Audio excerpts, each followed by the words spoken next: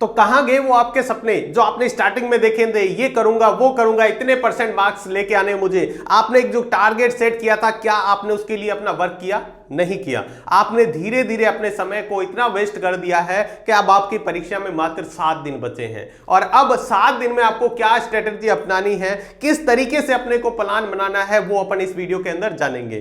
तो RBSC online classes में आपका स्वागत है बच्चों। तो सबसे पहले हम बात करेंगे आपके कुछ पहले के बारे में, जो आपने स्टार्टिंग में बच्चों अपने लिए एक टारगेट सेट किया था। मैं इस तरीके से पढ़ूंगा, आज से पढ़ना स्टार्ट करूंगा, कल से जरूर पढ़ूंगा, सुबह पढ़ूंगा, दोपहर में पढ़ूंगा, शाम को पढ़ूंगा, रात को पढ़ूंगा, सुबह 4 बजे उठ कर पढ़ूंगा। ये सारे जो प्लान थे आपने एक भी एग्जीक्यूट नहीं किया और लास्ट में हमारी परीक्षा बिल्कुल सर पे आ चुकी है। तो अब हमें क्या तरीके अपनाने हैं, किस तरीके से हमें 7 दिन के अंदर बहुत ही अच्छी तरीके से पढ़ के अपने नंबर लेके आने हैं, वो जानेंगे इस वीडियो के अंदर। आपने अपने लिए सपने देखे हैं, आपने माता पिता ने आपके लिए कुछ उम्मीदें लगा रखी है, क्या आप उस उम्मीदों पे खरा उतर पाएंगे? बिल्कुल आपकी तैयारी आपको अभी तक झंझोर के रख देगी। आपने अपने मोबाइल के अंदर, अपने इंस्टाग्राम पे, अपने गेमिंग में कितना टाइम वेस्ट किया है, अपने दोस्तों के साथ घूमने फिरने में, वो अभी आपको रियलाइज हो रहा होगा। तो इस वीडियो में अपन जानने वाले हैं अब की गलतियों को कैसे सुधार कर अब 7 दिन में कौन से तरीके अपनाएं कि 7 दिन के अंदर पीछे की तैयारी को अपन एकदम अच्छी तरीके से तैयार कर सकें और अपने एग्जाम में अच्छी परफॉर्मेंस कर सकें। तो देखिएगा बच्चों, हम यहां पे बात करेंगे 7 दिन के अंदर। देखिएगा, अगर जो बच्चे यहां पे इस तरह से देख रहे हैं कि 7 दिन में मैं टॉपर कैसे बन जाऊंगा, तो ऐसी कोई स्ट्रेटजी नहीं है कि 7 दिन में हमें टॉपर बना दे। यहां पर हम वो जानेंगे कि 7 दिन के अंदर हम ज्यादा से ज्यादा एफर्ट लगा के जो हम इतनी तैयारी 7 दिन में जो है इतनी तैयारी कर देंगे कि आपके बहुत अच्छे नंबर आ जाएंगे। तो देखिएगा, अभी आपको क्या करना है और क्या नहीं करना है, ये भी बातें बहुत महत्वपूर्ण। क्या करना है जितना महत्वपूर्ण है, ये भी महत्वपूर्ण है कि क्या हमें नहीं करना है बच्चों। और दूसरा, हम कम समय में अच्छे नंबर कैसे ला सकते हैं, वो भी अपन इस वीडियो के अंदर जानेंगे। तो सबसे पहले यहां पे देखिएगा, कुछ आपको बातें ध्यान रखनी है। जब सो कर, ध्यान रखिएगा, बहुत इंपॉर्टेंट लाइन है, ध्यान से सुनिएगा। जब सो रहे होंगे सब, जब सो रहे होंगे सब, तब भी तुम्हें जागकर पढ़ना होगा। बड़ा सपना तूने देखा है, बड़ा सपना तूने देखा है, उसे पूरा करने के लिए तुझे दिन रात खुद से लड़ना ही होगा। अगर आपने खुद के लिए अपना सपना देख रखा है तो खुद से ही दिन रात लड़ना होगा, उस टारगेट के लिए, जो उस परसेंटेज के लिए, जो उस अचीवमेंट के लिए जो आपने सेट कर रखी है। तो देखिएगा, हमें क्या तरीके अपनाने हैं, यहां पे कुछ पॉइंट के बारे में डिस्कस करेंगे। तो देखिएगा बच्चों, सबसे पहले आपको सबसे इंपॉर्टेंट बात मैं बार बार कहता हूं, आप पिछले 5 साल के पेपर, 4 साल के पेपर उठा के सॉल्व कर लीजिएगा। आपको मैथ के अंदर, साइंस के अंदर जो है आपको मिल रहे हैं पर्सन प्रीवियस ईयर के, उसको आप सॉल्व कीजिएगा। आपको इंग्लिश के अंदर मिल रहे हैं टॉपिक शॉर्ट तरीके से, ट्रिक से जो है वो आप सॉल्व कीजिएगा। दूसरा, उसके बाद में हम बात करें यहां पे PYQ सॉल्व कीजिएगा। पूरा चैप्टर नहीं पढ़ना है आपको, पूरा चैप्टर पढ़ने में आपका टाइम वेस्ट होगा। इसकी बजाय आप शॉर्ट नोट पढ़ें, केवल इंपॉर्टेंट टॉपिक पढ़ें। जो आपको टॉपिक इंपॉर्टेंट बताए गए हैं केवल आपको वही पढ़ने हैं। पूरी बुक आप पूरा चैप्टर पढ़ोगे तो आपके लिए बहुत ज्यादा दिक्कत कर सकता है।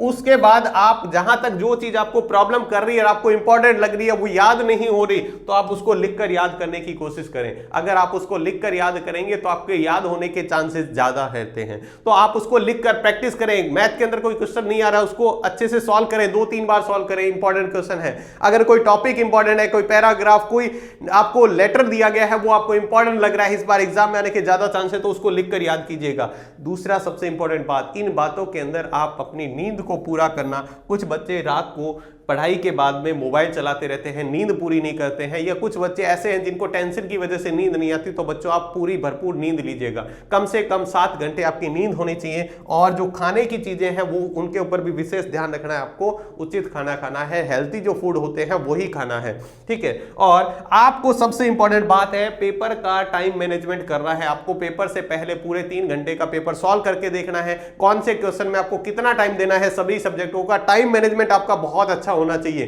क्योंकि ये आपको बाद में एग्जाम में जाकर प्रॉब्लम कर सकता है। तो इन बातों का आपको अच्छे से ध्यान रखना है बच्चों। अगर आप इनको अच्छे से ध्यान रखोगे तो निश्चित तौर पे आपकी तैयारी बहुत अच्छी हो जाएगी। अब हम बात करते हैं, सर पढ़ने का टाइम क्या रखें। हम कोचिंग जाते हैं, स्कूल जाते हैं, इसके बाद में ये टाइम है। तो बच्चों, सबसे पहला टाइम जिसमें आपकी कोई भी कोचिंग या स्कूल नहीं होगी, सुबह 4 बजे से लेकर 8 बजे तक आप पढ़िएगा। और इस समय वो सब्जेक्ट पढ़िएगा। देखो 7 दिन है, 7 दिन को आप 3 पार्ट में बांट लीजिए, डे 1 और डे 2, ठीक है, उसके बाद डे 3 और डे 4 और उसके बाद में डे 5। तो देखिएगा हम बात करते हैं 5, 6 और 7, 5, 6 और 7 डेज के बारे में। तो देखिएगा बच्चों, यहां पर मैं बताऊं आपको सुबह 4 बजे उठ के पढ़ना है। अगर कुछ करना है तो कुछ पाना है तो कुछ खोना पड़ेगा। देखिएगा अब मौसम ऐसा है कि हमें नींद भी ज्यादा आ रही है, पढ़ने का मन नहीं करता, आलस आता है, उसको कुछ दिन के लिए आप त्याग दोगे तो आपका जो मार्क्स का टारगेट है वो अचीव हो जाएगा। तो सबसे पहले 4 से 8 बजे वो सब्जेक्ट पढ़िएगा जो आपको मुश्किल लगते हैं। जैसे आपको मैथ में प्रॉब्लम आ रही है तो सुबह वो सब्जेक्ट पढ़िएगा जो आप आसानी से उसको, देखो सुबह का सबसे फ्रेश माइंड होता है, उस समय बहुत अच्छे से चीजें याद होती हैं। दूसरा, दोपहर में आप पढ़ सकते हैं, स्कूल जाते हैं तो 4 से 6 बजे का टाइम है। उसके बाद में रात को 8 से 11 का टाइम है। कुछ बच्चे कह रहे हैं सर 4 से 6 बजे हमारी कोचिंग होती है, तो उससे पहले का कोई टाइम आप निकालिएगा 2 घंटे उस समय, और फिर रात को 3 घंटे। तो कम से कम आपको दिन में 8 घंटे तो पढ़ना ही है। अभी अगर 8 घंटे नहीं पढ़ेंगे तो अब आपको यह है कि 7 दिन के अंदर 8 घंटे आप 56 घंटे से पढ़िएगा, 50 घंटे भी आप पढ़ लेते हैं तो मैं कह रहा हूं तैयारी अच्छी हो जाएगी बच्चों। उसके बाद हम बात करते हैं डे 1 और 2 के अंदर आपको कोई भी सब्जेक्ट उठाते हैं तो उसके इजी टॉपिक पहले रिवाइज कर दीजिएगा। इजी टॉपिक आपको पहले रिवाइज करने हैं 2 दिन के अंदर।